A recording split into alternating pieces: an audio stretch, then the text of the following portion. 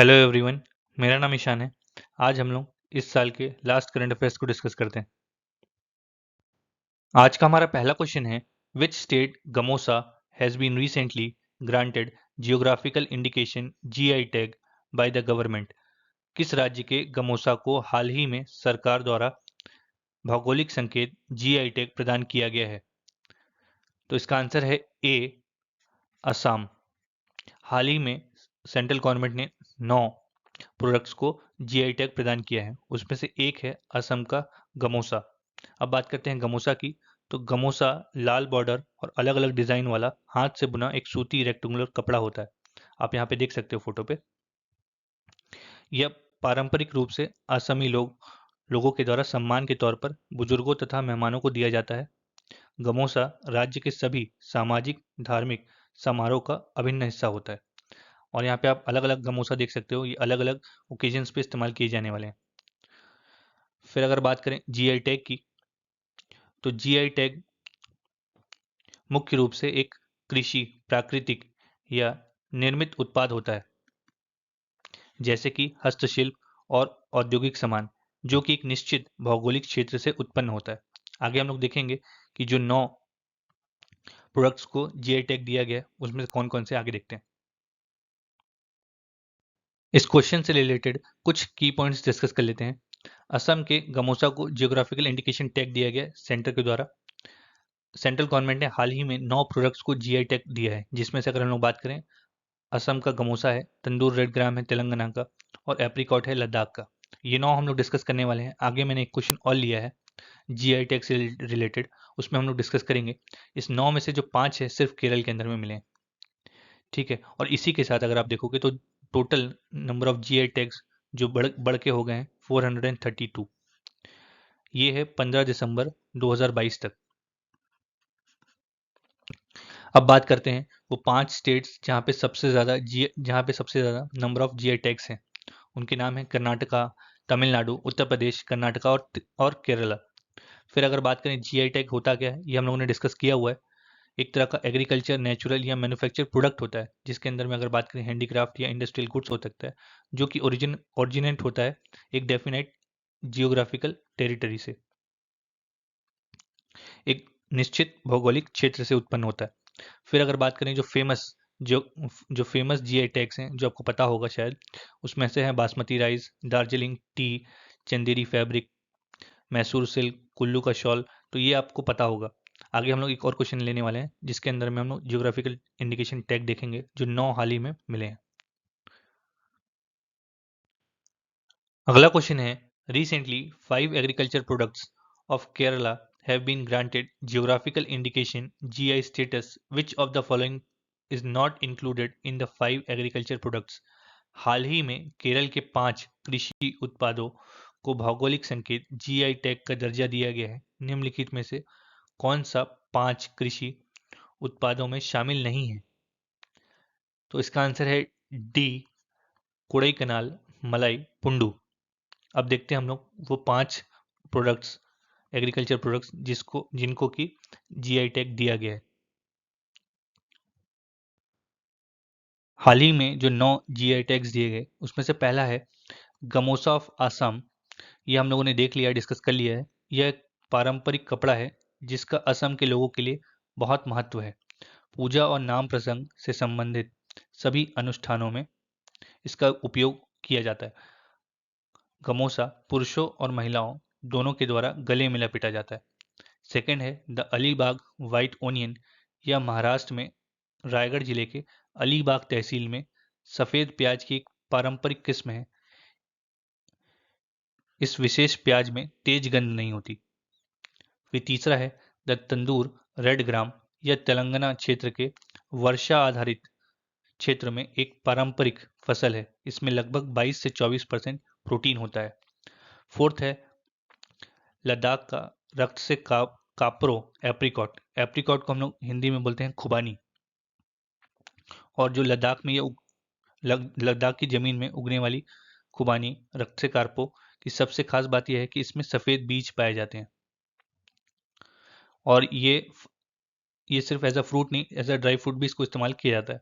फिर फिफ्थ अगर हम लोग देखें, द पड्डी थुआरा यह केरल के पलक्कड़ जिले के अट्टापट्टी आदिवासी क्षेत्र में की एक महत्वपूर्ण पारंपरिक फसल है। यह एक वुडी श्रब है जिसे आमतौर पर एक वार्षिक फसल के रूप में उगाया जाता है। नेक्स्ट देखते हैं फिर। छठवा है कंथालूर वट्टावड़ा वेलुथुल्ली गार्लिक। यह एक तरह का लहसुन है। खेती के प्रमुख क्षेत्र कंथालूर और वट्टावड़ा पंचायत में ये उगाया जाता है। इन क्षेत्रों में उगाए जाने वाले पारंपरिक लहसुन को अन्य क्षेत्रों के लहसुन की तुलना में अपने अनूठे स्वाद, तीखेपन, औषधि गुणों और लंबी शेल्फ लाइफ के लिए जाना जाता है। फिर अगर बात करें सातवां, तो सातवां है कोंडुगुलूर पोट्टा वेलारी। कोंडुगुलूर स्नैप मेलन ये एक तरह का तरबूज है। इसकी पूरी तरह से परिपल्क फलों के लिए खेती की जाती है जिसका उपयोग रस बनाने के लिए किया जाता है। कुछ राज्यों में इसका प्रयोग सब्जी के रूप में भी किया जाता है। फिर बात करें आठवां है अट्टापट्टी अट्टू कोम्बो आवारा। इसकी खेती आदिवासी किसानों द्वारा की जाती है। फिर नौवां है ओनाटुकारा एलू। यह केरल के ओनाटुकारा क्षेत्र में खेती की जाने वाली प्राचीन और पारंपरिक वार्षिक तिलहन फसलों में से एक है। तो ये 9 जीआई टैग्स है जो हाल ही में दिए गए सेंट्रल गवर्नमेंट के द्वारा। इन सब की फोटोज मैं वीडियो के लास्ट में ऐड कर दूंगा। नेक्स्ट क्वेश्चन हम आगे बढ़ते हैं। अगला क्वेश्चन है name the scheme under which the Indian railway is set to modernise its station. उस योजना का नाम बताइए जिसके तहत भारतीय रेलवे अपने स्टेशनों का आधुनिकीकरण करने जा रही है। तो इसका आंसर है ए अमृत भारत स्टेशन। देखते हैं इस स्कीम के बारे में। ये जो स्कीम है इसके अंडर 1000 से ज़्यादा स्मॉल और इम्पोर्टेंट स्टेशंस को अपग्रेड और रेनोवेट किया जाएगा और इस स्कीम का नाम है अमृत भारत स्टेशन स्कीम। इसी के तहत जो पहला स्टेशन जहाँ पे ये डेवलपमेंट कंप्लीट हो चुका है इसका नाम है खुर्दा जंक्शन जो कि है उड़ीसा के अंदर में। आप ये फोटो देख सकते हो इसी स्टेशन का है। ये जो खुर्दा स्टेशन है इसको मॉडर्नाइज किया गया है 4 करोड़ रुपए में। फिर बात करें ये जो स्कीम है इसके अंदर में प्लेटफॉर्म हो चाहे रेलवे स्टेशन हो वहाँ पे नई नई सुविधाएं ऐड की जाएंगी। अगर आप लोग ये वीडियो छत्तीसगढ़ से देख रहे हो तो छत्तीसगढ़ में रायपुर और बिलासपुर ये दोनों स्टेशन इसी स्कीम के अंदर अपग्रेड किए जाएंगे। आज ही मैंने टेलीग्राम पे ये पोस्ट डाला था। आप लोग कमेंट में जरूर बताएं कि आप लोग ये वीडियो कहाँ कहाँ से देखते हो। अगला क्वेश्चन है who has jointly won the Rabindranath Tagore literary prize 2122। Rabindranath Tagore साहित्यिक पुरस्कार 2021-22 संयुक्त रूप से किसने जीता है। तो इसका आंसर है ए सुदीप सेन एंड शोभना कुमार। जो विनर्स हैं इनको $10,000 और रविन्द्रनाथ टैगोर की स्टैचू दी जाती है। रविन्द्रनाथ टैगोर साहित्यिक पुरस्कार 2018 में साहित्यिक और सामाजिक उपलब्धियों को सालाना मान्यता देने के लिए शुरू किया गया था। नेक्स्ट क्वेश्चन देखते हैं।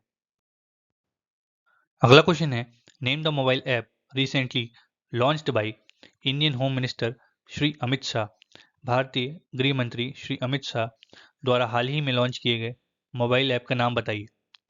तो इसका आंसर है सी प्रहारी।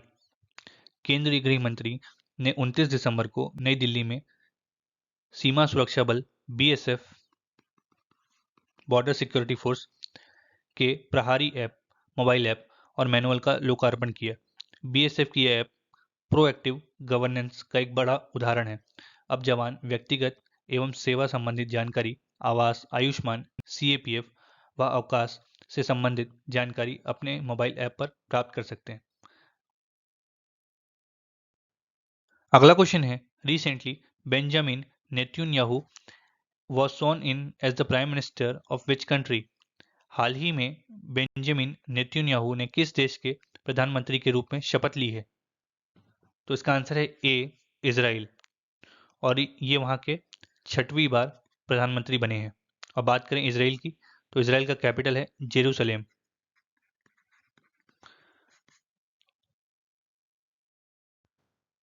आप लोगों से एक रिक्वेस्ट है, अगर आप लोग अभी तक वीडियो देख रहे हो और अगर आपको वीडियो अच्छी लग रही है तो प्लीज़ वीडियो को लाइक कीजिए और अपने दोस्तों तक शेयर कीजिए। आज का हमारा लास्ट क्वेश्चन है, recently Pushpa Kamal Dahal Prachanda was sworn in as the prime minister of Nepal for the dash time. हाल ही में पुष्पा कमल दहल प्रचंड ने कौन सी बार नेपाल के प्रधानमंत्री के रूप में शपथ ली है? तो इसका आंसर आपको कमेंट बॉक्स में देना है। अगर आपको इसका आंसर पता है तो ज़रूर कमेंट करें। और बात करें नेपाल की, तो नेपाल की जो प्रेसिडेंट है इनका नाम है विद्या देवी भंडारी और नेपाल का कैपिटल है काठमांडू। तो आज के लिए इतने रखते हैं, अब हम लोग मिलेंगे नए साल में। तो आप सबको हैप्पी न्यू ईयर मेरी तरफ से। मिलते हैं हम लोग अगले साल। Thank you.